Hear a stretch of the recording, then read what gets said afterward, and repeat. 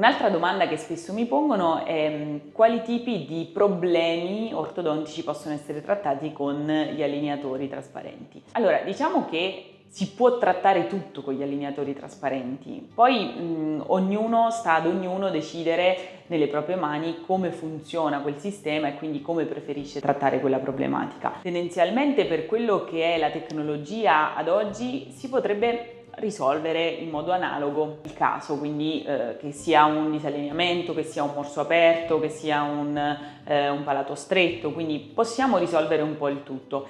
Diciamo che io mi baso un po' su anche quello che mi viene richiesto, sulla conoscenza del paziente, quindi se è possibile proporre quella tipologia di trattamento col paziente. A volte posso dire che si può risolvere con varie strade, che poi parlandone e ragionando insieme decidiamo qual è la strada più adeguata.